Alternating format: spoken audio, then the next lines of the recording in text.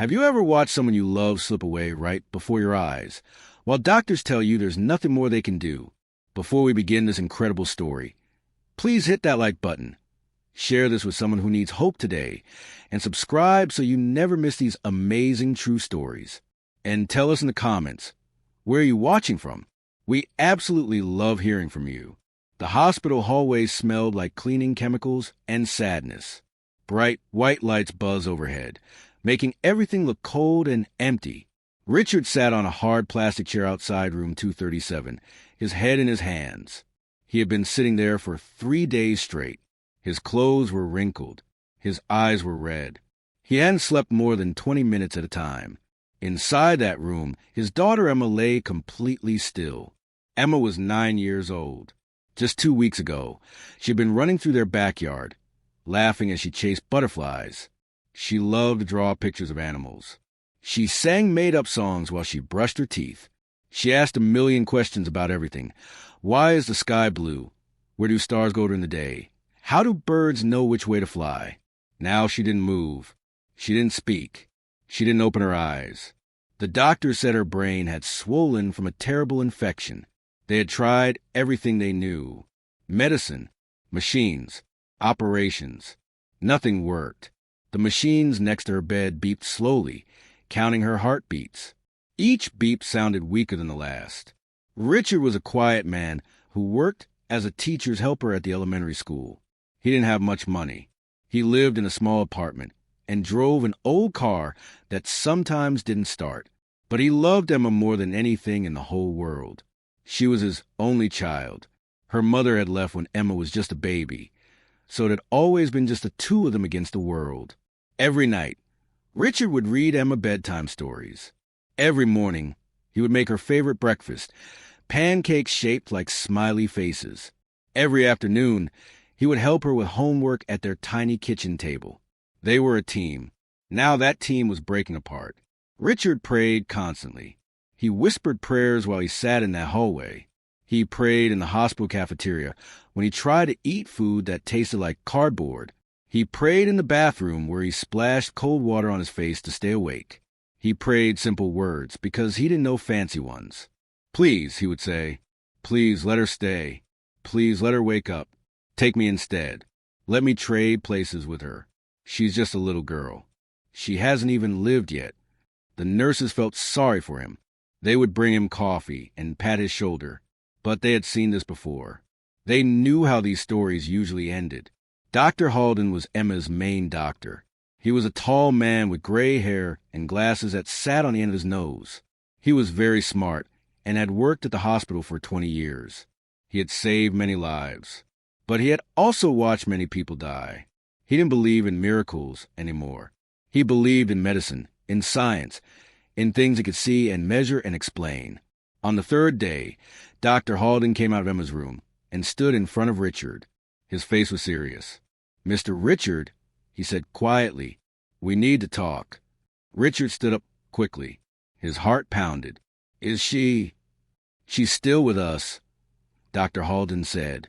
But I need to be honest with you. Her brain swelling isn't going down. Her body is shutting down. We've done everything medically possible. He paused. I think you need to prepare yourself. You should probably say goodbye soon. The words hit Richard like a truck. His legs felt weak. The hallway seemed to spin. No, Richard whispered. No, there has to be something. Another medicine. Another doctor. Something. Dr. Halden shook his head slowly. I'm sorry. Sometimes medicine isn't enough. Sometimes we just have to accept. I can't accept that, Richard said, his voice shaking. She's 9 years old. Dr. Halden put his hand on Richard's shoulder. I understand. Take some time. Sit with her. Talk to her. Even if she can't respond, she might be able to hear you. The doctor walked away, his shoes clicking on the shiny floor. Richard stumbled back to his chair and sat down hard. Tears ran down his face. He covered his mouth with his hand to keep from sobbing out loud. Other people were in the hallway. Other families with their own sadness. He didn't want to disturb them. That's when he heard the footsteps. They were small footsteps. Quiet, barefoot footsteps that made almost no sound on the cold hospital floor. Richard looked up through his tears. A little boy was walking down the hallway toward him. The boy looked about 7 years old. He had messy brown hair and wore a simple brown shirt and old jeans. His feet were completely bare, no shoes, no socks. His face was calm, peaceful, like he knew exactly where he was going. Nobody stopped him. The nurses didn't notice him. The security guard at the end of the hall was looking at his phone. The boy walked right up to Richard and stopped. He looked at Richard with eyes that seemed much older than 7 years. "Are you Emma's father?" the boy asked softly. Richard wiped his eyes. "Yes." "Who are you? Where are your parents?" The boy smiled a gentle smile. "My name is Samuel, and I came here for Emma." "What do you mean?" Richard asked, confused. Samuel looked at the closed door of room 237. Then he looked back at Richard. "God sent me to save her," Samuel said simply, as if he was talking about the weather. Richard stared at the little boy. For a moment he couldn't speak. The hallway seemed to get quieter. Even the buzzing lights seemed to dim. "What did you say?"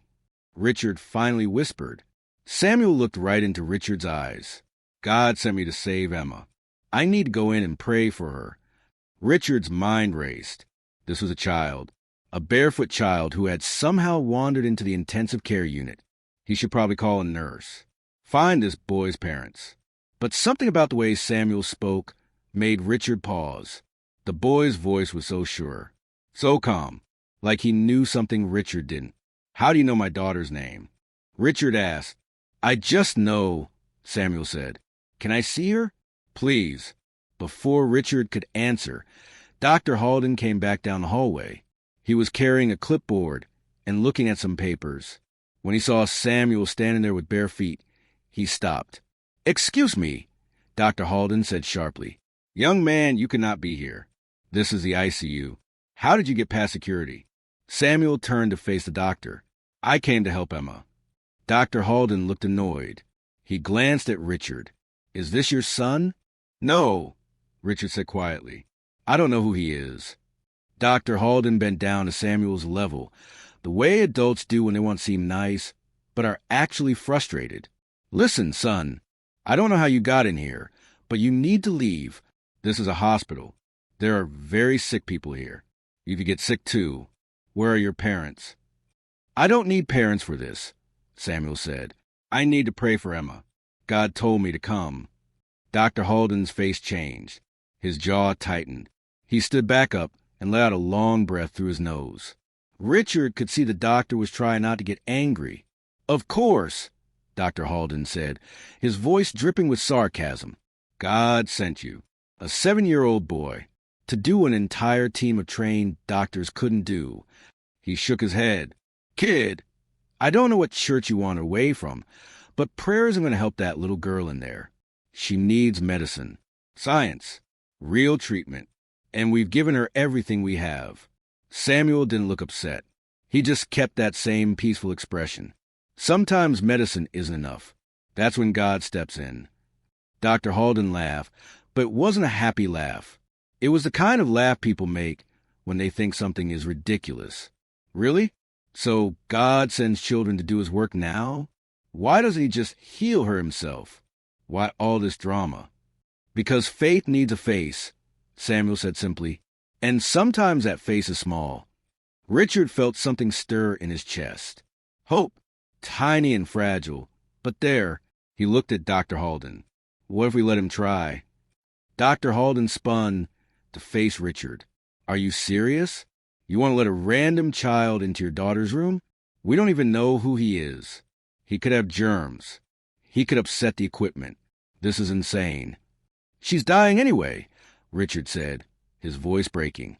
"You said so yourself. You said there's nothing more you can do. So what harm could it cause?" Dr. Halden's face turned red. "The harm is that you're putting false hope in superstition instead of accepting reality. I've been a doctor for 20 years.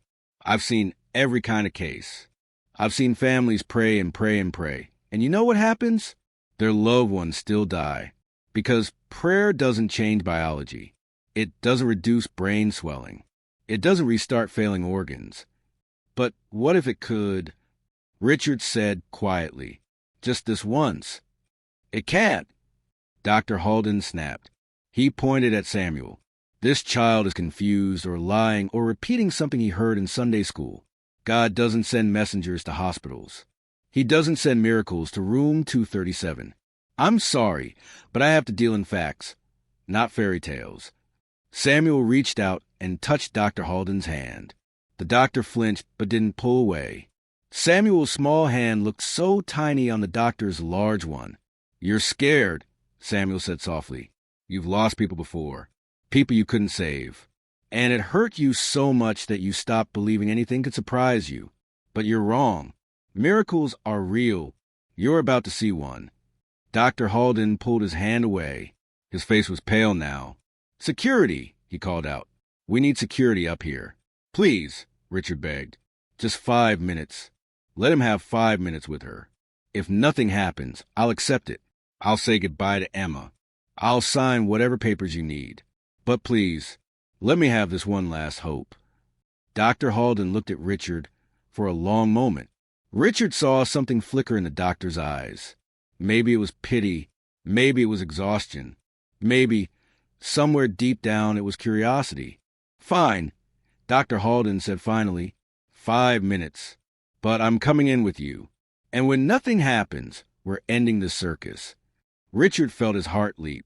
He opened the door to room 237. The room was dim and cold. Machines surrounded Emma's bed, tubes running from her small body to bags of clear liquid hanging on metal poles.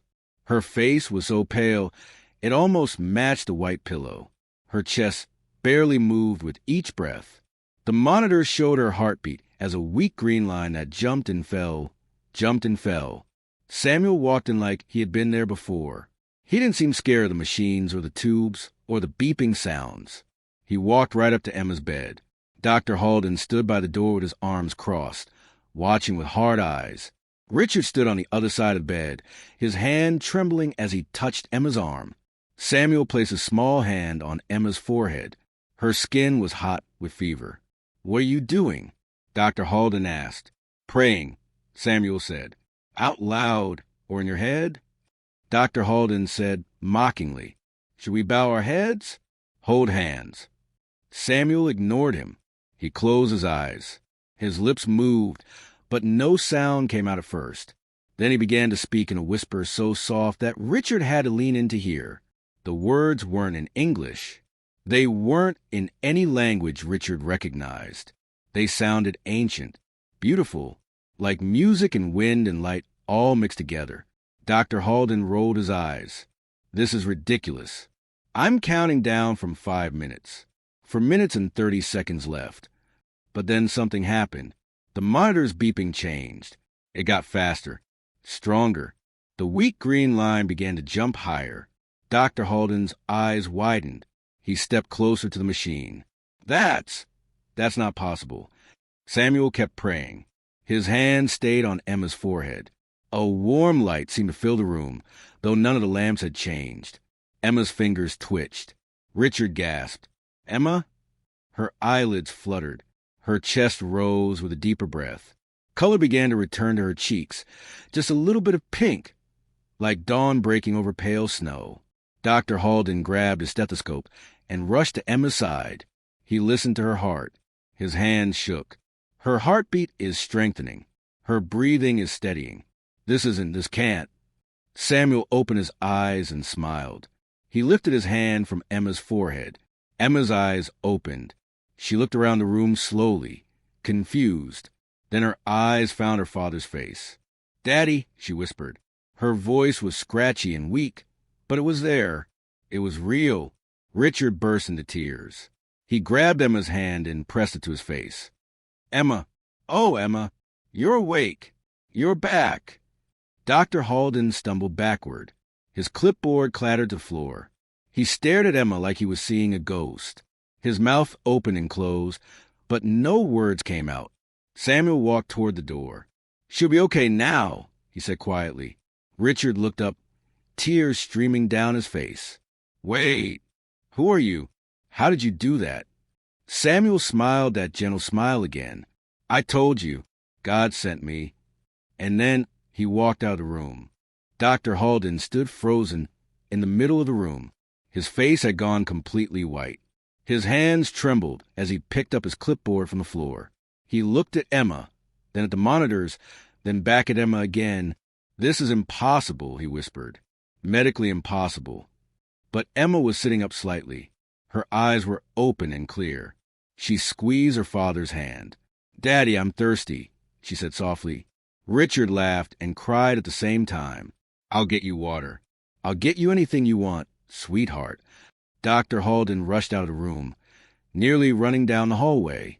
"Nurse, I need a full workup on the patient in 237. Now!"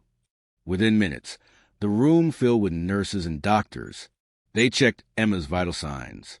They looked at her eyes with small flashlights. They asked her questions. "What's your name? How old are you? Do you know where you are?" Emma answered every question perfectly. She was tired and confused about why she was in the hospital, but she was awake. She was alive. She was back. The medical team whispered to each other in amazed voices. They used words like unprecedented and unexplainable and remarkable recovery. They took her blood. They did more scans. Every test came back better than before. The swelling in her brain was going down. Her organs were working properly. It was like someone had reached inside her body and fixed everything that was broken. But Richard barely heard any of it. He sat beside Emma's bed, holding her hand, watching her breathe. Each breath felt like a gift. Each blink of her eyes felt like a miracle. After the doctors left and the room grew quiet again, Richard remembered Samuel. He rushed into the hallway, looking both ways. The barefoot boy was nowhere to be seen. Richard ran to the nurse's station. "Did you see a little boy?" Richard asked frantically. "About 7 years old? Brown hair? No shoes?" The nurses looked at each other and shook their heads. "We haven't seen any children up here except the patients," one nurse said. "This is the ICU. Children aren't allowed to visit." "But he was here," Richard insisted. "He was just in my daughter's room. He prayed for her." The nurses exchanged worried glances, like they thought Richard might be losing his mind from stress and lack of sleep. Richard checked every hallway. He asked the security guard at the entrance. He even went down to the main lobby. Nobody had seen Samuel. It was like the boy had simply vanished into thin air. When Richard returned to Emma's room, she was sleeping peacefully. Real sleep this time. Not the scary, death-like stillness from before. Her chest rose and fell with strong, healthy breaths. Richard collapsed into the chair beside her bed. His body felt so heavy. All the fear and worry and prayers in the past 3 days crashed over him like a wave. He put his face in his hands and sobbed, big, heaving sobs that shook his whole body. After a while, when he could breathe again, Richard stood up. He needed to thank God properly. He needed to pray somewhere quiet and sacred. He found the hospital chapel on the 2nd floor. It was a small room with wooden benches and soft lighting. A simple cross hung on the wall. The room smelled like old books and candles. Richard was the only person there. He walked to the front bench and fell to his knees. "Thank you," he whispered, his voice cracking. "Thank you, thank you, thank you." He stayed there for a long time. The words poured out of him, not fancy prayers, just honest ones. He thanked God for Emma's life. He thanked God for sending Samuel. He asked God to bless that mysterious boy, wherever he was. And then Richard prayed something that came from the deepest part of his heart. "If you need to take something from me in exchange," he said quietly, "take whatever you want. Take years from my life and give them to her. Let her grow up. Let her have birthdays and graduations and a wedding someday. Let her draw her pictures and ask her questions and chase butterflies. I don't need a long life. I just need her to have one." He stayed on his knees until they ached. When he finally stood up to leave, he felt lighter. Not happy exactly. He was still exhausted and overwhelmed, but peaceful, like a terrible storm had finally passed. Over the next few days, Emma got stronger and stronger. The doctors couldn't explain it. They ran test after test. Try to understand what had happened. Dr. Halden barely spoke to anyone. He looked haunted, like he had seen something that broke all his rules about how the world worked. On the 5th day, Dr. Halden asked to speak with Richard privately. They met in a small conference room down the hall from Emma's room. Dr. Halden looked tired. His eyes were red and his shoulders slumped. "I owe you an apology," he said quietly. "I mocked you. I mocked that boy. I was arrogant and cruel, and I'm sorry." Richard nodded. "You were just being a doctor. You were trying to protect me from false hope. But it wasn't false, was it?" Dr. Halden said. He rubbed his face with both hands. "I've been over her charts 100 times. There's no medical explanation for her recovery. None. By every scientific measure, Emma should have died, but she didn't. And the only thing that changed was—" He trailed off. "Was Samuel's prayer," Richard finished softly. Dr. Halden nodded slowly. "I don't know what I believe anymore. I've been a doctor for 20 years. I've always trusted in medicine and science and things I can prove, but I can't prove this. I can't explain it, and it's eating me alive." "Maybe some things aren't meant to be explained," Richard said. "Maybe some things are just meant to be received with gratitude." Dr. Halden looked at Richard for a long moment. Then he did something surprising. He reached out and shook Richard's hand. "Your daughter is a miracle. Take good care of her." The next day, Richard heard that Dr. Halden had requested a transfer to a different hospital. Nobody knew why, but Richard understood. Sometimes witnessing a miracle changes a person so much that they can't stay in the same place anymore. Emma was released from the hospital 2 weeks later. She walked out holding her father's hand, her legs still a little wobbly but getting stronger every day. Nurses and doctors lined the hallway to watch her go. Some of them had tears in their eyes.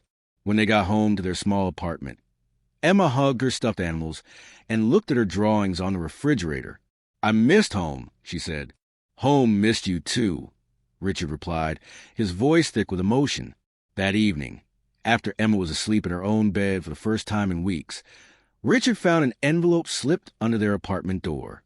There was no name on it, no return address.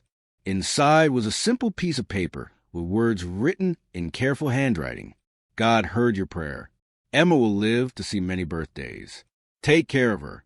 Tell her she is loved. Samuel." Richard read the note 3 times. Then he folded it carefully and put it in a box with Emma's baby pictures and her first drawings and all the other precious things he wanted to keep forever. Months passed. Emma went back to school. She drew more pictures. She asked even more questions than before. She chased butterflies in the backyard and sang made-up songs. Sometimes, late at night, Richard would take out Samuel's note and read it again. He tried searching for the boy. He called churches and community centers. He asked everyone he knew if they had heard of a 7-year-old named Samuel who walked around barefoot and talked about God sending him places. Nobody knew anything. It was like Samuel had been an angel, or a dream, or something in between that didn't have a name. But Emma remembered him. Sometimes she would stop coloring and look up with distant eyes. "Daddy," she said once, "I remember a boy with brown hair. He put his hand on my head when I was sick. He felt warm, like sunshine. Was he real?"